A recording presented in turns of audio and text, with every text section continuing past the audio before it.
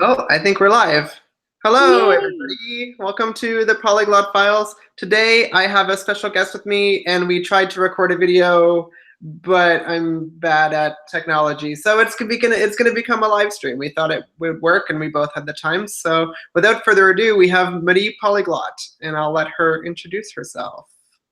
Hey, hello. Well, yeah, my name is Mari. I do language-related videos on YouTube. My name is Mari Polyglot on the internet, so you may know me, you may not know me. If you don't know me, you can check me out, please.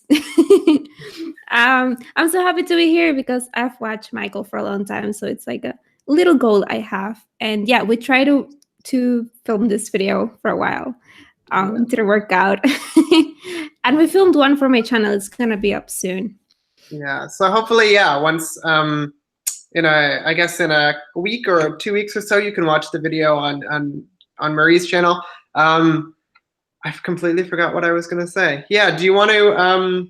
Well, we just have some people trickling in here. We have about 8 people. So for the people who are just joining us, if you want to leave some questions in the chat box, we'll answer them when we have some time. I also have my own questions. I wrote them down kind of like 20 minutes before I ended up in a phone call because I'm super prepared. So why don't we start off with kind of the basics and sort of the question that everybody wants to know. Oh, I remember what I wanted to say earlier. I've left the link for Marie's channel in the description box, so you can feel free to check her out and go over and subscribe. She has fantastic content that I highly recommend, so go take a look. Okay, Thank you.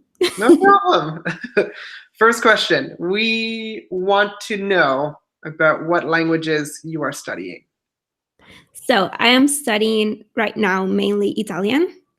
That's the main language. I'm trying to make it up to the advanced, but intermediate plateau.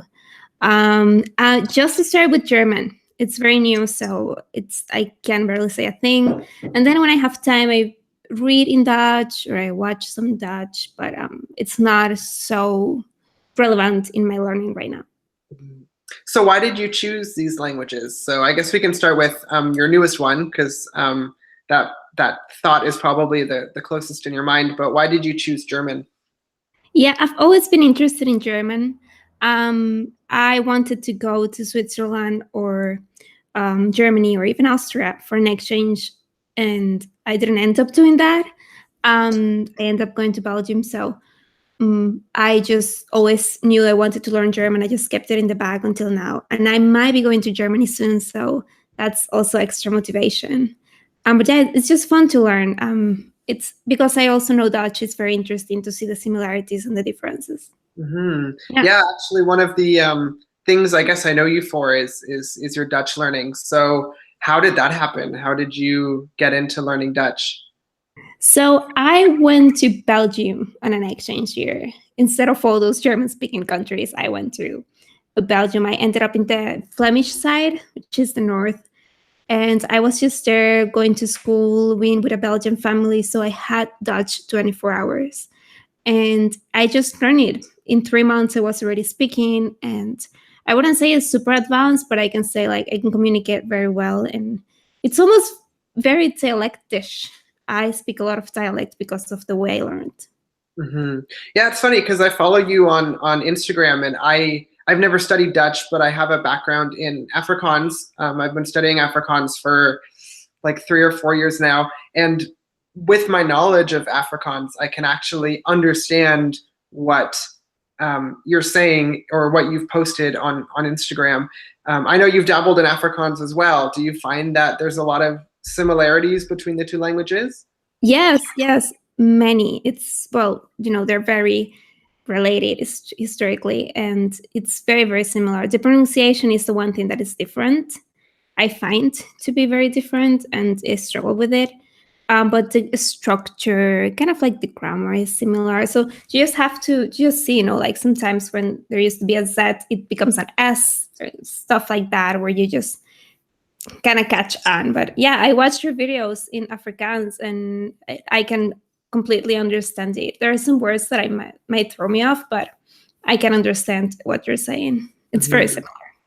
Yeah, they are very similar. And what about Italian? Why did you start learning Italian?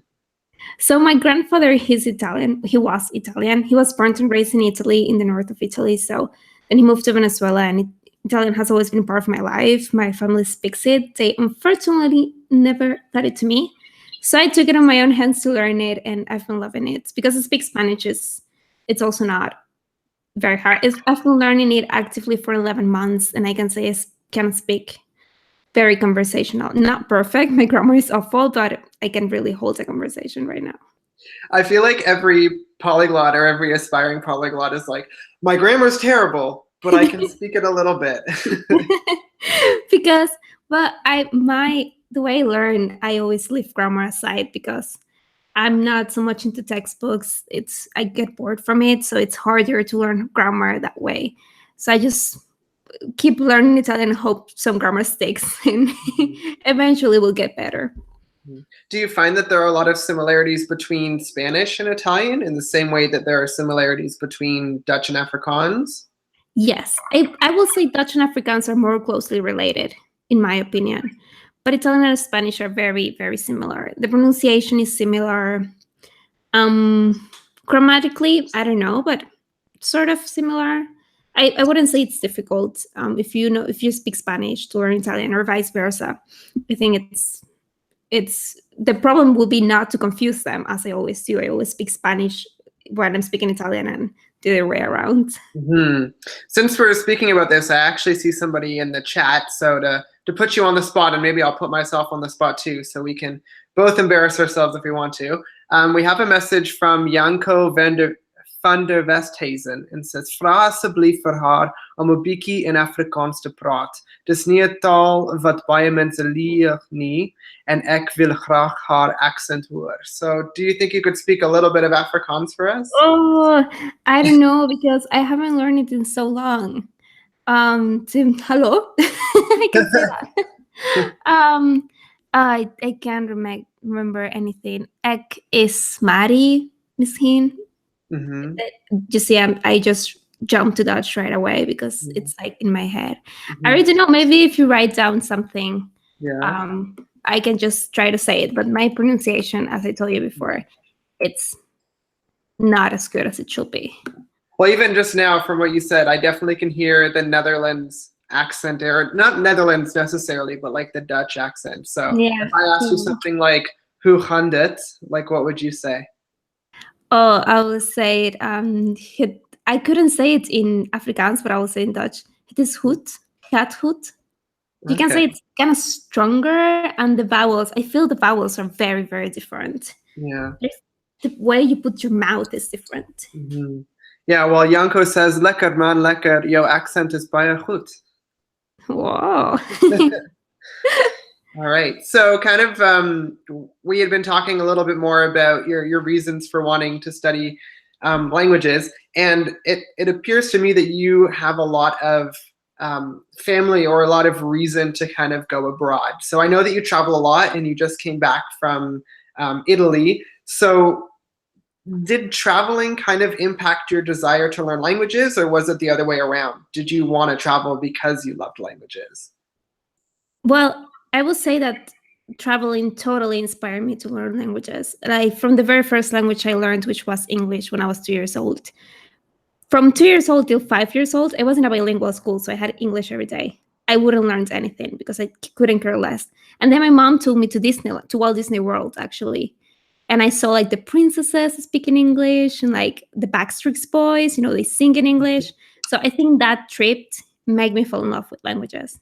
And after that, it just became like I travel, I fell in love with the language, and then I fell in love with the language, and then I traveled to the country. Like it just came mutually influenced by each other. Okay, yeah, that makes a lot of sense. So other than, I know you have Italy and you have Belgium, where else have you traveled? Well, I've been to France.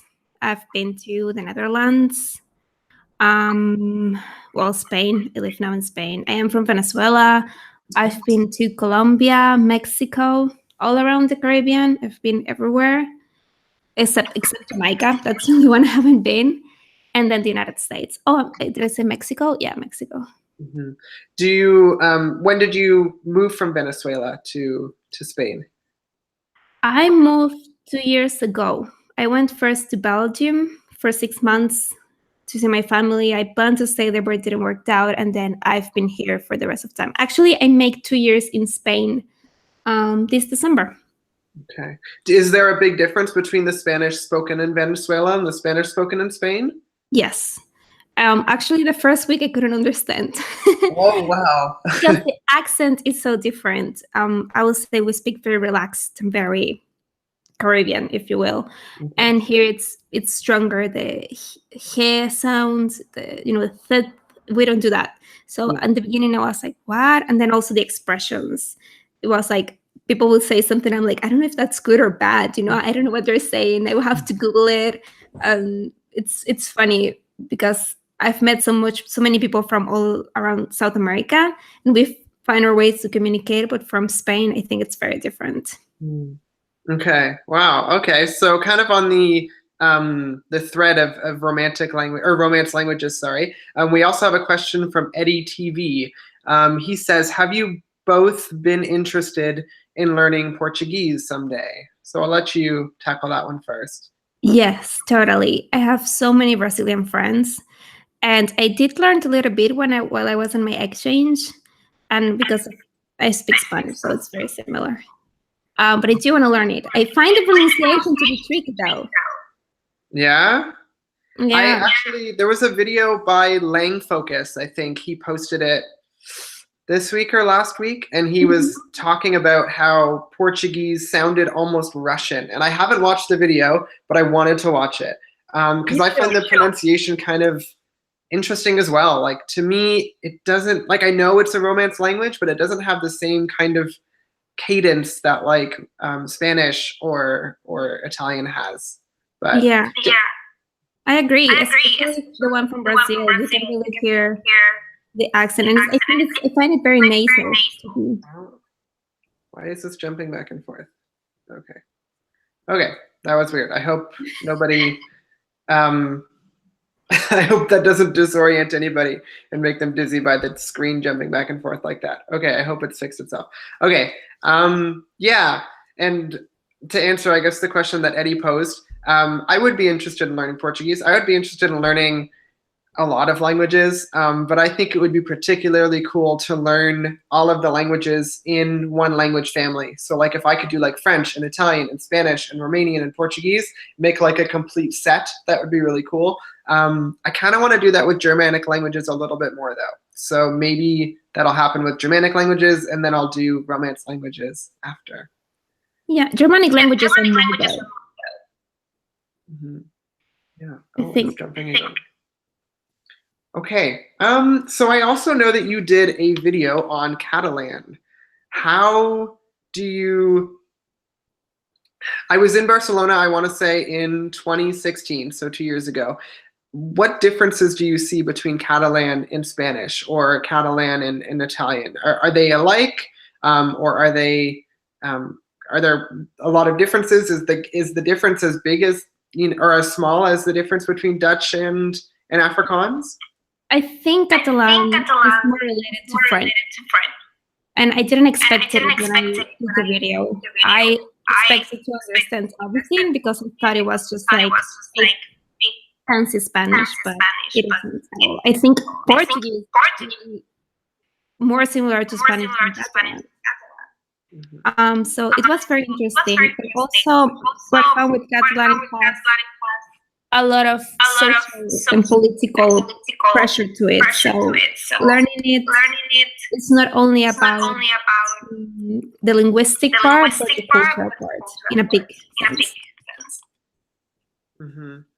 Okay, so we're just getting a comment from Jay Knurpy, and yeah, they're saying, what's happening with the audio? So what is happening with the audio? Is it okay?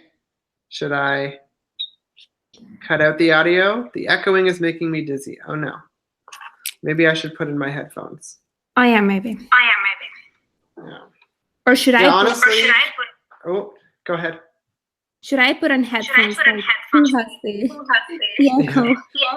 Yeah, maybe we both should. Maybe we'll both put in the headphones and see how it goes. Okay, wait, give me a second. Yeah. Yeah, for anybody who's just joining us or has just joined us, feel free to leave us a question, and we'd love to answer it. Also, please let me know if the audio gets any better. Let's just say it's been a day with technological problems.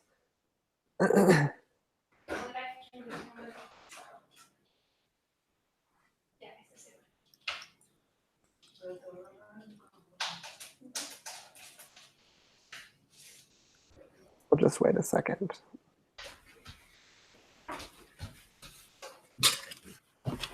Hey. Hello. Sorry I left like that. It's just I've lost my thing. Can you hear me? Wait a second. I can hear you, yeah. Okay. That's great. I just wanted to see if anybody can let us know if the echo has stopped. Yeah. And sorry, we're not the best at technology. Yeah. Yeah, I was just explaining that we had spent a long time trying to get the trying to get our technology to work today. Okay. Es funktioniert. Okay, we have some German. Now it's better. No echoes. Perfect. Okay, so now if I can just get this screen to, oh, okay. Now it should just jump to whoever's speaking again. Yeah, if somebody can point me to a YouTube channel that does technology tutorials, that would be fantastic. Please, we'll need that. Maybe we can share each other what we discover to handle these things. Okay, so we do have a question as we're hopping back onto the interview style of what we're doing here, from Jim Pennon. Are there any non-Indo-European languages that you would like to learn? Yes, I would love to learn. It's very basic, but Chinese and Japanese. And I would love to learn Arabic. I love it. I really want to learn it. What about you? Yeah, I'm of the same mind. I'm not going to lie. I'm a little bit intimidated by languages. Hello. Somebody just came downstairs. I'm a little bit intimidated by languages like Mandarin or Cantonese, especially when it comes to learning all the characters. Because I don't know if it's a rumor or if it's true, but I've heard that you need to know something like 10,000 characters in order to be able to read a newspaper. That kind of scares me a little bit. But non-Indo-European languages like Mandarin would be really cool. I think I might use Pinyin if I ever did. Arabic has always been an interest of mine, and also Indonesian. I don't know. I don't know much about Indonesian, but I've been kind of intrigued by it lately. Yeah, I also like Korean. But I think I like it because everyone likes it. So I'm not sure if that's like a genuine interest of mine or just because I see it every way. I'm like conditioned to like Korean. The other ones, Chinese and Japanese, I'm sure I love them. And I want to learn them. I just want to get more experience learning languages before I dive into them because they're very different. So I want to feel more comfortable learning in general. Mm-hmm. Yeah, and I also know that you did a video on Esperanto. So I did a video on it as well. I kind of offered a little bit of a controversial opinion on that one, but I want to know what your thoughts. What are your thoughts about Esperanto or constructed languages in general? I like fictional languages a lot. I think they're fun. I wouldn't learn them full time, but I like to sometimes dabble in them because I think they're hilarious. Like I recently filmed a video on Klingon. I will upload it soon, and it was the weirdest thing ever. And I love seeing like the fans and everything. Esperanto, on the other hand, when I found it, it was very interesting to me. It was like it has a community, like there's people here, like I want to learn it, I want to learn it. But then I start coming into the community, and don't get me wrong, I have a lot of friends that are in these communities and they're nice, but I find them to be a little bit too pushy. You have to learn it, you have to learn it, and that way it just made me not want to learn it. So I think, sadly enough, the Esperanto community pushed me a little bit back on it, and now I'm not inspired to learn it anymore because I just felt like I don't think Esperanto is going to be the next widely spoken language in the world. I really don't think that, and I'm sorry if you think that is the case. Maybe you're right and I'm wrong, but don't say it that way. And if that's the whole idea behind the community, then I don't really want to join that because it's not what I think. Mm-hmm. Yeah, I mean, I don't have much experience with the community itself, which I guess like kind of, I don't know, I guess that kind of shoots me in the foot, so to speak. But I do know that there is a little bit of a political undertone with the Esperanto. Not, I don't want to say the whole community or with the speakers, but I do know that it was created for kind of political reasons. And then, oh my God, there's a wasp in my. Oh yeah, I hear it. Yeah. Okay. I hope. Give me one second. I'll let Polyglot for a couple moments. I'm gonna go. Try not to get stung by a wasp. Okay, I'll be right back. Maybe there's a question here from Jim Pennon, and he says, how about if it was possible to learn a dead language that nobody speaks? Would you do so? I'll let you tackle that question. Learn a language that nobody speaks. I'm not that into that because for me, learning languages is about communicating and talking to people, and meeting people. Like one of the reasons why I learn languages is because you can see him killing the thing. One of the reasons I learn languages is because I want to talk to people. So if that possibility is not there for me, it's not worth it. But again, it depends on your goals. I think that's so personal. Okay, so update. There's the dead wasp that was we heard it. My room. When you just like smash it, I heard it. It was like so satisfying. Actually, it was very satisfying. Yeah, I feel like there's something in the universe today with the technology not working and there being like a wasp in my space. Like, I don't know what's going on. Okay. We're doing this against all odds. Yeah, apparently. Yeah. So sorry, just to recap, what was the dead language you said that you would learn if it were possible? I said any. None. For me, languages are about communicating and meeting people. So if I don't have the opportunity, then it really doesn't make sense unless it has a very interesting grammar or community behind, like maybe fictional languages have, but I'm not thrown into learning them. What about you? I would go with Gothic. I don't know if it's just kind of the mythology of the Gothic languages, but I did a video on it, I want to say about 1.5 years ago, maybe more. And I was very interested in it. I would love to learn Gothic. Even Old Norse, I think, would be really cool to learn, like the language of the Vikings. Would be pretty interesting. Well, someone's asking about ancient Greek, and I might like. I like Greek, so if I ever get into Greek, I will try to learn some of ancient Greek just because I think it's very interesting because of the etymology of many words come from it. So I will definitely do that. Yeah, I do see that question. Jay Knerpy is asking, so you wouldn't be interested in Latin or ancient Greek? I don't know. For me, Latin or ancient Greek would be cool, but I think a lot of people take to studying Latin. So I'm not sure if I would necessarily want to. I think I'd want to do Old Norse probably. Yeah, or Gothic. I don't know. Those seem like a little bit like they're less studied, so that's kind of a draw for me. I kind of like things that are a little bit off the beaten path. So maybe that would turn me off of Latin. I'm not sure. I don't know. I'm not looking to take on a dead language right now, so this is all very hypothetical. Who knows? Tomorrow I could wake up and be like, oh, I'm going to learn Latin and it's going to be fantastic. So I guess we'll have to see. Yeah, same. Right now, it's not something I want to do. I want to learn so many other languages that I wouldn't put time on it right now.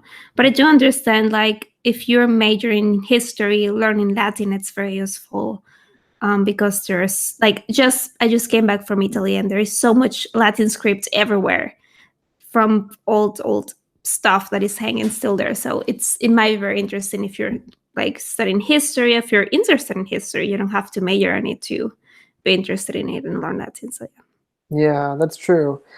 So I watched a video of yours and you said that you wanted to learn 10 languages in the next 5 years. So I wanted to kind of know, I'm not going to lie, I didn't have time to watch the video. So you might be recapping what you said in the video. But I wanted to know what the thought process of that is and what the 10 languages are. and how you plan to do it. Because I think that sounds fantastic, but that would terrify me, I think. Yeah, well, I love planning stuff and putting myself in possible goals. That's like my thing. Um, what I talk about in this video is about how I set goals and how I do it. So I change my goal setting entirely. I don't do this smart thing or just very specific. I do the whole opposite. I take a language. I say I want to go from A till B from X period of time. Let's say 6 months, and then I just try to learn it every day. So there's no finish this book. There's nothing specific about it. So I know 10 languages in 5 years is like scary. Of course, in these 10 languages, Spanish or English are included, so that makes it less. And I do not intend to speak all of these languages up to an advanced level. I just want to study these languages in the next 5 years. I just want to be in contact with it and its culture. Because that's what I'm interested in. I'm not interested in being a perfect speaker. I'm just interested in diving in the language. Okay, cool. And how do you imagine you'll do that? So what kind of, I know you talked about setting kind of broad goals that kind of just take you through stages, but what might that look like practically? Yeah, so the first thing I ever do is gather resources. And depending if I'm beginner, intermediate, or going for advanced, I will gather different resources, of course. So it may look for like Italian right now. I'm doing a lot of writing, journaling, something I do daily, which I feel it's like very in my life because, it's kind of like helps my mental health, but also helps me, practice my Italian. And then I do some apps so to get some vocabulary and just in general watch movies. So very immersive kind of thing. So I have kind of set because I have 2 languages right now, from morning till noon, I'm doing Italian, and then the rest of the day is German. Okay. That's how I'm doing it. So from German, it's more beginner. So I will do more apps and websites and try to grasp the basics since I cannot really watch a show or write. I'm just trying to get the very, very basics of it. Okay, awesome. So what 10 languages do you envision that they'll be? Like, have you already chosen all 10 of them, or are you going to just go along? Yeah, I have them all. So these are, let me see if I can get them. Putting you on the spot. Spanish. Yeah, Spanish, English, Dutch, Italian, German, French, Portuguese, Chinese, Japanese, and I'm missing one. Afrikaans, of course, Afrikaans. These are my 10 languages. Yeah, that's awesome. So I kind of want to.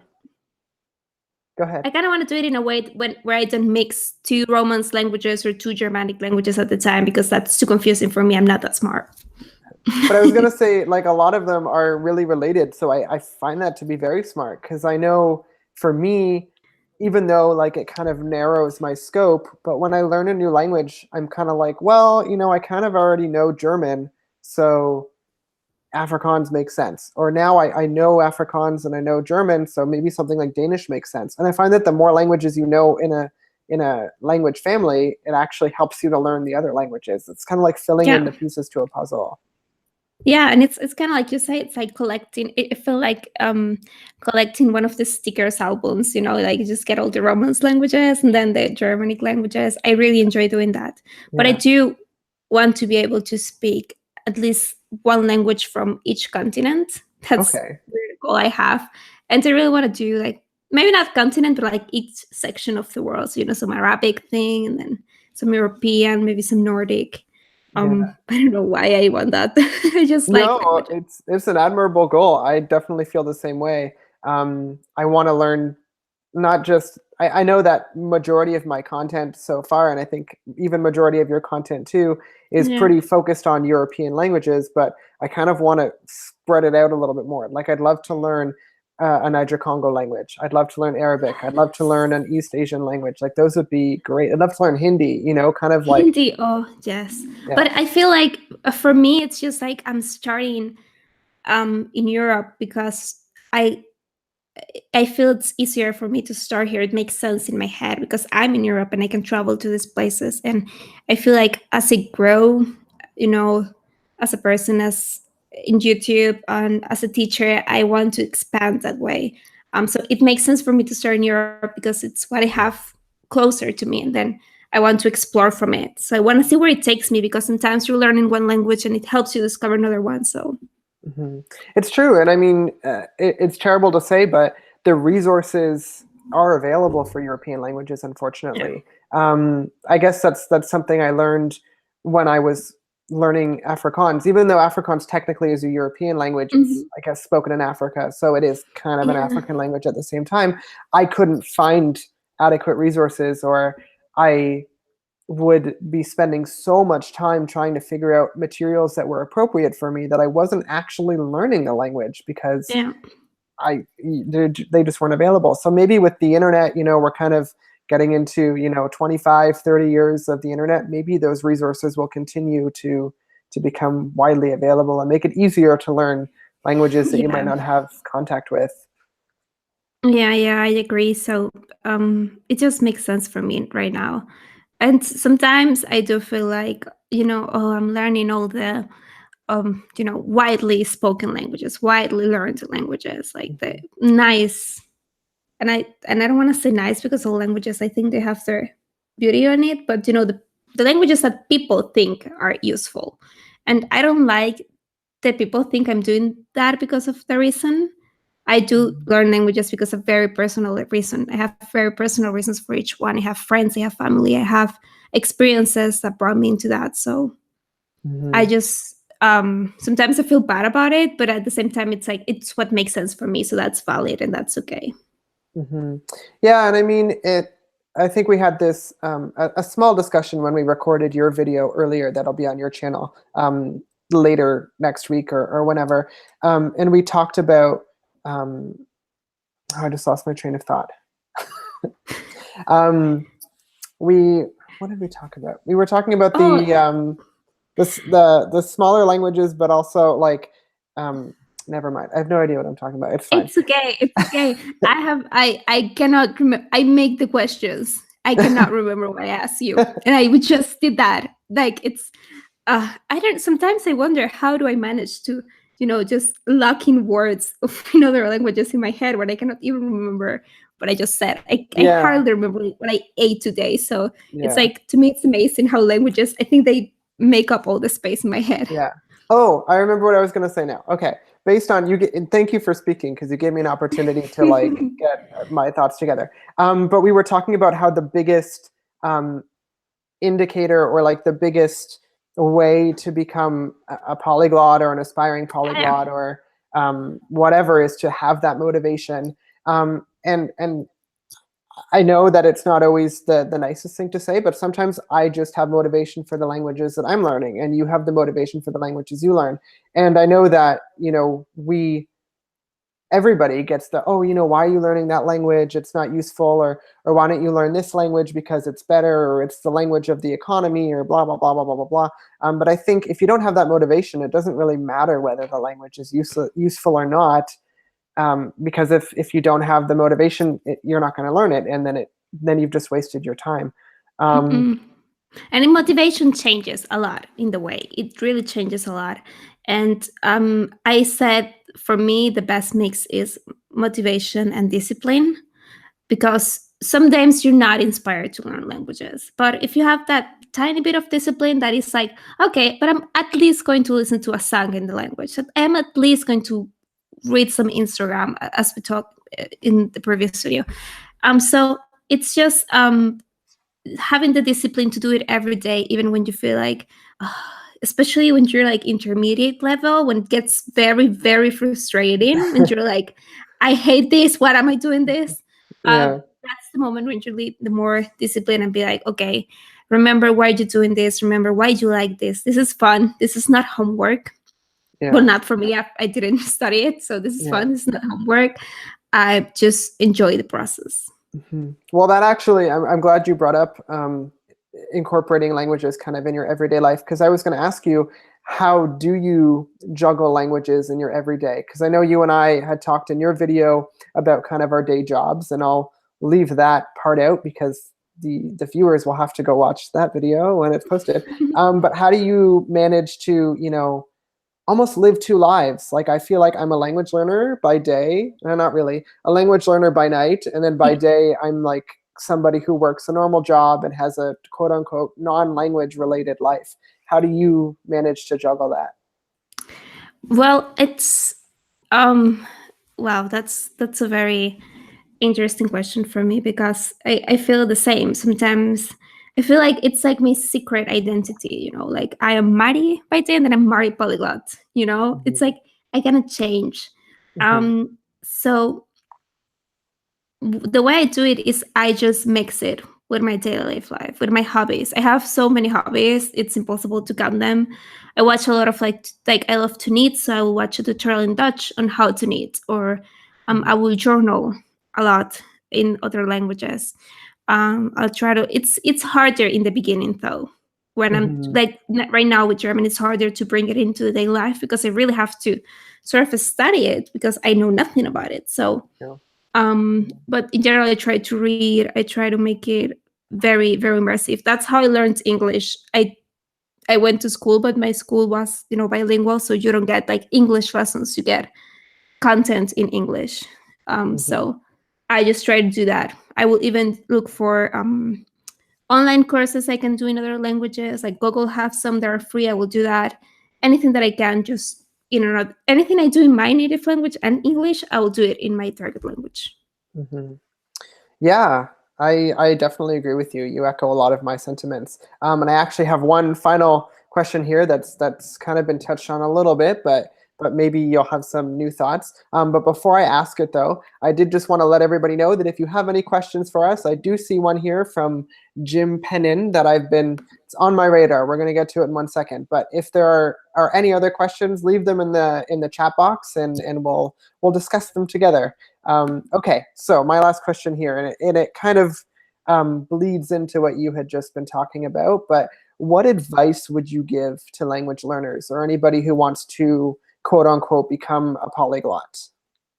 My biggest advice is to have fun. If I'm not having fun, I'm not learning. It's my way. So if you find it fun, if you're enjoying it, that's what makes you learn. Because it kind of like, and I'm gonna get a little like cheesy, but it's like when you feel the language, when you just not learn it, but you actually feel the language, that's when it gets stuck in your head. So you have to really feel like that's when you get a new expression or a curse word. Why you learn it so fast? Because you're feeling it, you're like kind of like really, what it means. You want to say it. So you kind of have to feel the language and have fun. That's my number one advice, because all of the other things you can train yourself to do. I think you can train kind of your motivation. You can like kind of shape it the way you want. But fun is the one thing that you must have when learning a language. Yeah.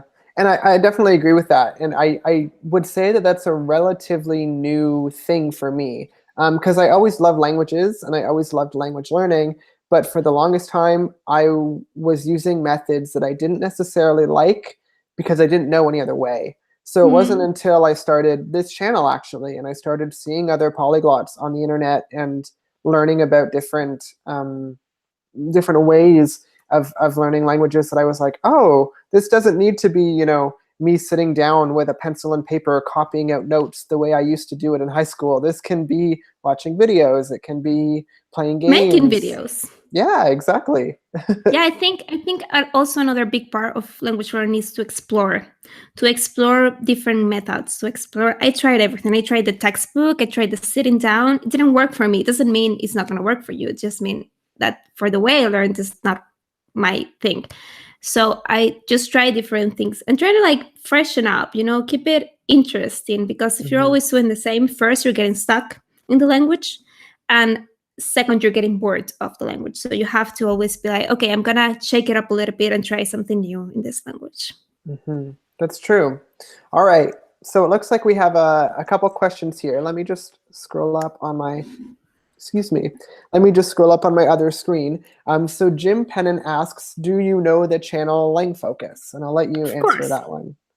Of course. It's like king of language learning. I don't know. I'm just making things up, but I think it's very inspiring. And I love the way he makes videos because it's so different from the way I make videos.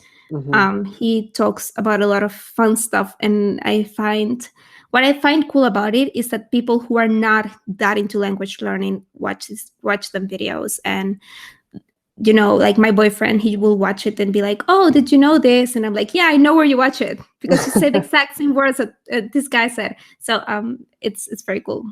Yeah, I agree. And I didn't actually watch Lang Focus until after I started creating my own videos. And then I was like, oh my gosh, there's a guy. Like, I didn't want to say that I was naive enough to think I was the only one, because I wasn't. But I I had no idea that he was so big and that he did all this stuff. And then one day it came up in my related videos. I think it was actually his Afrikaans video. And then I watched it and I was like, oh my gosh, like there's somebody who like, he's legit, like he's the real deal. Yeah, I really like what he does. I'm not gonna lie though, I try not to watch too much of his videos because I don't want to copy them. I love what he does and I'll watch them kind of like a couple weeks, months out, but I don't want to copy his style, and I don't want to copy his topics either. That's so interesting that you said that, because I figured that ever since I started making YouTube videos, I stopped watching language YouTubers. And not because I don't like I like to support. Sometimes I will just enter to a video like of you or like some of other friends, and I will just click like and leave, and just because it's like I'm supporting them, let's go on. But I don't watch them that much because I don't want and I know I have a very personal style, but at the same time I don't want to feel like, oh, she's the copy of this person. Like I'm my own person and I want to show that. Yeah, I think it's hard. I mean, I was being interviewed by a podcast, the Silly Linguistics podcast, and we were talking about languages, but we also kind of were talking in a very philosophical way about creation, because even though we're all language learners, we are all also artists. Like I know video making, and as well, takes a lot of scripting and editing and artistic endeavors. And Ophelia Ver, I know I talk about her a lot, and I think you probably know. She's amazing. Yeah, she's the sweetest. Yeah, her aesthetic is just phenomenal. Like she does a really great job with her video presentation. But then again, at the same time, and not to detract from us or from you or from her, I think we all kind of in the community borrow ideas from each other. And I think we have to be okay with it sometimes. Like I know people get a little bit bent out of shape about it, but I mean, it happens. Yeah, because I'm not going to stop making a video, let's say, about Afrikaans because you make videos about Afrikaans. It's not the idea. The idea is we support each other. In fact, let's say you do a video about Afrikaans, I may call you, It's kind of like, I feel like that's what the language community has. It's very open, and you can just talk to someone and just ask and be like, hey, I'm doing this. Is it okay? And I've done that. And most of the people are like, yeah, you do you. You're free to do what you want. And everyone's so open and even give me advice. And Ophelia has been one of the persons that I can ask her anything and she'll be there, which I found amazing, because I never thought she would, like, same with you. Like when you're just watching, it looks like, wow, these people are cool. And then you're like, oh, actually, I can talk to these people. They're just, people. Well, that's really the reason why I laugh, is because I feel the farthest thing from cool. Like I always tell this to my viewers, like if you met me on the street, like I think I would probably run the other way, because I'm just like, I'm not the person you see right now. This person isn't like the public Michael. Like I'm not out on the streets being like, hey, la la la. Like it's very, it's not a show. It's not fake. It's just a different facet of myself. Yeah. I find it also when, like, if I'm speaking to the camera or like just making a silly Instagram story, I'm like speaking Italian and Dutch, and then if I'm in person, it's like ciao, and I'm like ciao. I'm like, get so nervous, and it's like you do this all day, every day, and it's different. It's a different. You will have to be in front of a camera to understand that. Yeah. So our next question here comes from Jay Knurpy, and I think this one is directed at me. So if you want to answer it, you totally can. But he's asking, what happened to your beard? I just shaved it. Yeah, I thought so. You looked a little bit different when I saw you next. My beard is, I don't know. So when I went back to school, it's kind of here today. Like it's a little bit filled in. But when I went back to school and I was in placement, because I'm in a placement right now in a grade 3 class, I wanted to clean up a little bit more. So the beard is going to be kind of like a Michael on vacation thing. And maybe like I'll film on the days when the beard comes through. But for the most part, I don't think professionally I'm going to keep the beard when I'm teaching little kids. I'm going to keep it off.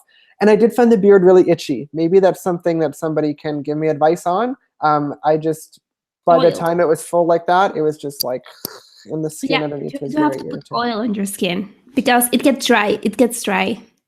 So there's like kind of like oil, not cream, because cream will get in the hair. So you have to put oil. I do that to my boyfriend. Oh, yeah? Yeah, it works. But then it smells funny, and then it like is sticky, and then like but you have to get a nice smelling oil and not put too much. If you put too much, you're gonna just look, greasy. Yeah, that's not what you want. You just a little bit. Yeah. So we'll say that the beard is a work in progress. I hope that's okay. Next question from Saeed Wab Al-Sharabi. Sorry if I'm ruining your name. I probably am. Can you tell me about the origin of Yiddish and if the language's structure, as opposed to its vocabulary, is Germanic? I don't know an awful lot about Yiddish, but I do know that I think the language structure is Germanic as well. I've kind of in passing looked at samples of Yiddish and heard samples of Yiddish, and I think both the language structure and the vocabulary are Germanic. There is a considerable influence, though, from Hebrew. Don't quote me on any of this because I'm not 100% sure, but maybe it's the topic that Mary or I can cover in another video one day. Maybe we'll do something on Yiddish. Do you have any thoughts about Yiddish? I know someone that speaks German, and he was learning Yiddish, and he said because of his German, he could get around Yiddish. Okay. So they're related somehow. I've never heard Yiddish except for that time with my friends, so I wouldn't have a whole idea of how it sounds and everything. Mm-hmm. I have to get into my more languages that I really didn't know it. Okay. Mm-hmm. I'm gonna say goodbye. Bye. My brother is just leaving. Bye. Goodbye. Mary's also leaving at you. I don't know if you saw anything. Yeah. My brother was moving in today from his apartment back home, so he gets to live with me for a little while. Oh, do you have a roomie? Yeah. Woo! He looks super excited to be here. Okay, I'll see you next week. Bye. Okay, so we'll take the last few questions here, and then I think, how long have we been on for? I'm not even sure. A while. Yeah, almost an hour. Okay, so have you ever tried to learn the next language from the last language you studied? For instance, I study Italian, and the next thing is Japanese and Farsi, but my plan is to learn them from Italian. Okay, and that question was from Ori Mejia. Sorry, Milia, if I'm mixing up your name here. Do you want to tackle that one? Yes, so I'm trying something out. I don't know how it's going to turn out, but I'm trying to learn some German through Dutch. Okay. The reason of doing this first because it makes sense. They're similar. But also because I feel like if I see them side to side, I could differentiate them better. Yeah. But yeah, of course, I learned Dutch from English.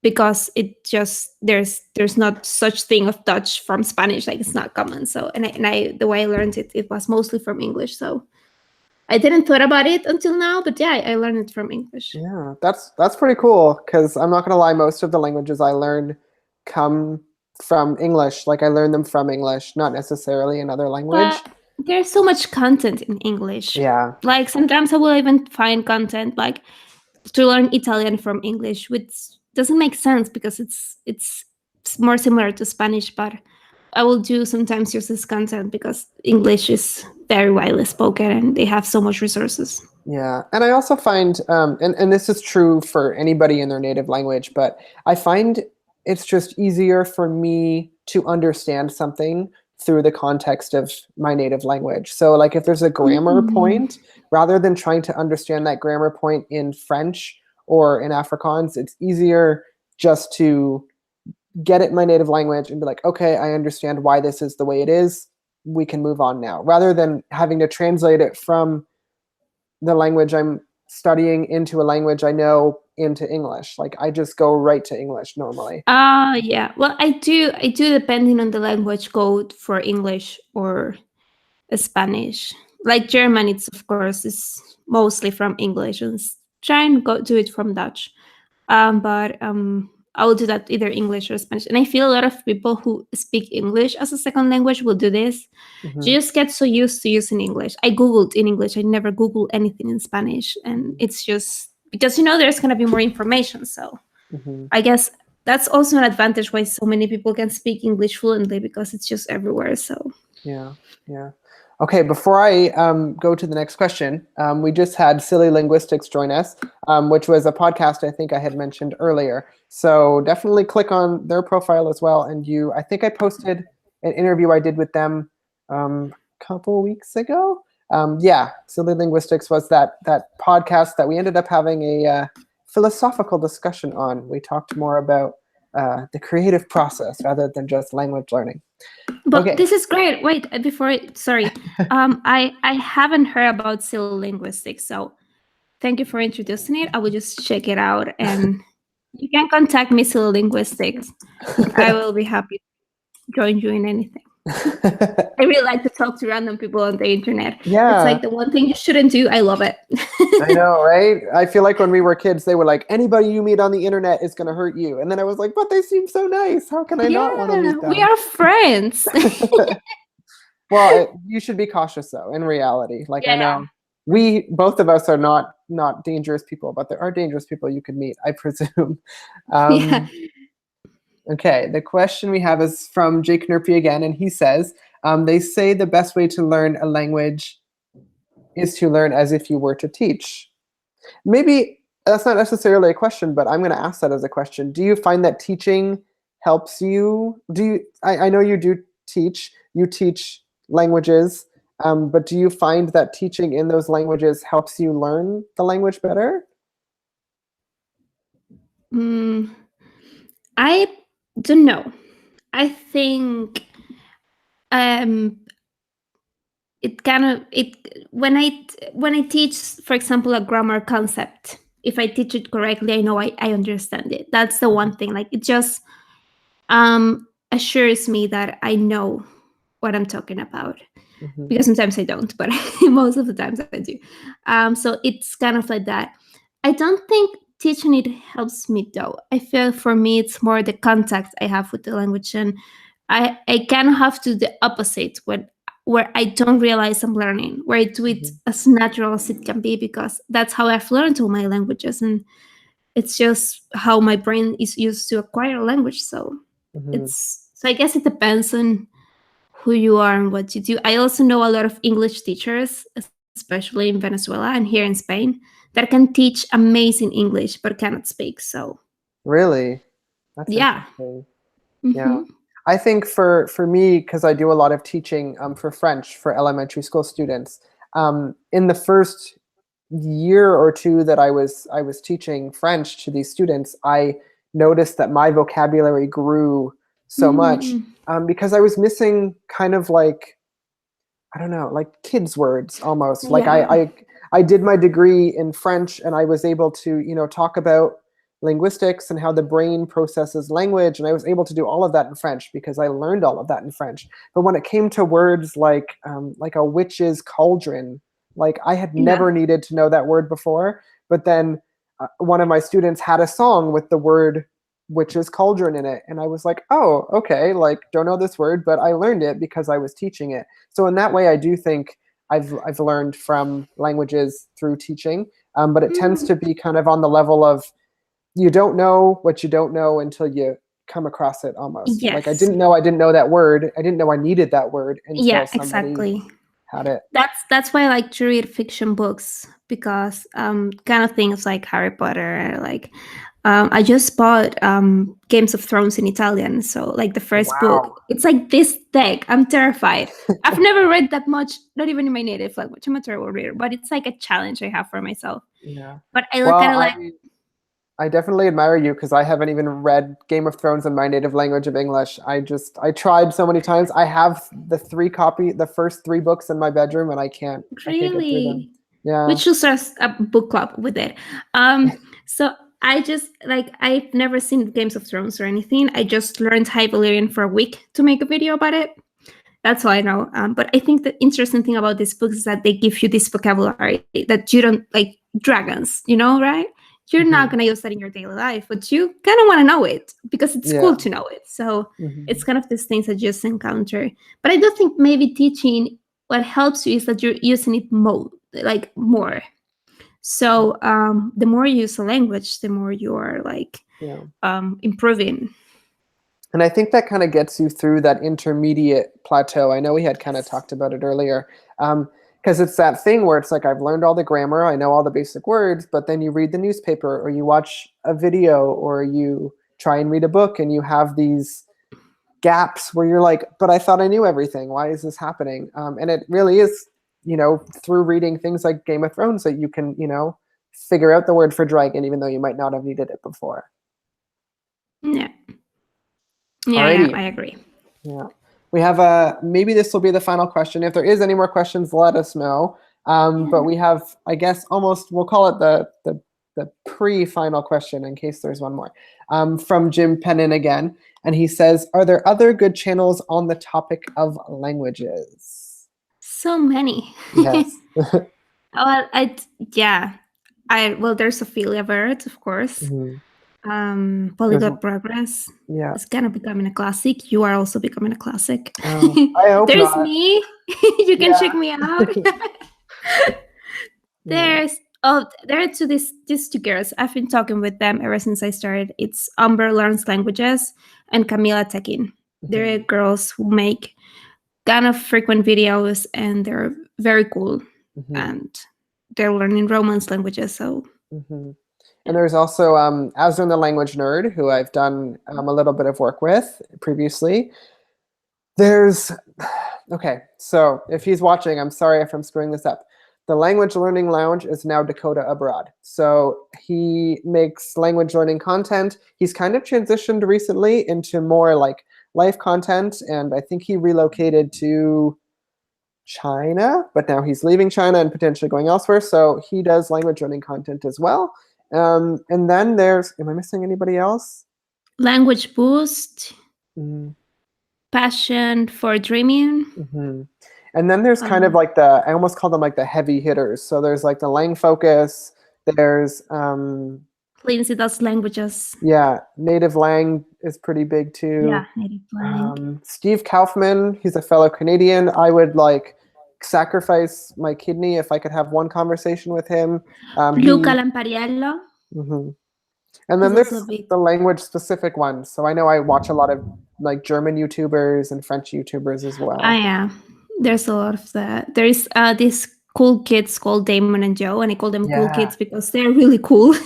They are I can never make a video being so spontaneous like them.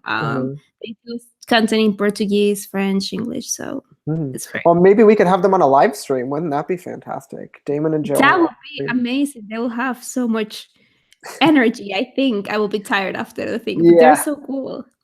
Yeah, they're like the kids from the language learning. Yeah, that would also be a starstruck moment. I think I would just freeze and not say anything. Me too. I will just look at them. Okay, and then we'll call this the last question here, also from Jake Nerpy. Do you consider language learning a mental exercise? I consider it a hobby or a lifestyle even. A lifestyle. That's a good way to put it. Yeah, because it's so deep into my life that at some point it becomes a lifestyle. I do always tell people that one of the reasons why I learn languages is to train my brain, but it's not my real motivation. It's just something I tell people to sound cool. Yeah. I would say it is a mental exercise in the sense that if I'm not mentally awake or if my brain is tired, it's definitely harder to learn the language. So it is in that way. It reduces the I don't know how to say this in English, but like the chances are getting Alzheimer. Yeah. Speaking Which more is than one cool. language. Yeah. We will let you know in 50 years if it worked. Yeah, exactly. If not, we've wasted all this time and energy. Yeah. Oh no. Dang it. Yeah, well, thank you so much for being on here, and thanks everybody who's come to watch the live stream. And definitely check out Maripolyglot. I will leave her link in the description below, and go and subscribe because there's going to be a video on her channel probably within the next couple weeks. Yeah, thank you so much for having me. It really means a lot. This has been so much fun. I really enjoyed it, especially all the WASP and the technological problems. Favorite part. I know. We definitely weren't expecting to do a live stream today. We thought we were going to do a video, but I'm just terrible at technology, and this is the wasp that I had to kill halfway through the live stream. So yeah, thank you for being so flexible, and I'm sorry that I just couldn't pull it together. So I'm glad that you were able to do this. It's okay. Thank you everyone for watching. Oh, okay. I will guess I'll see you all next time. So goodbye. Bye-bye. How do I stop this?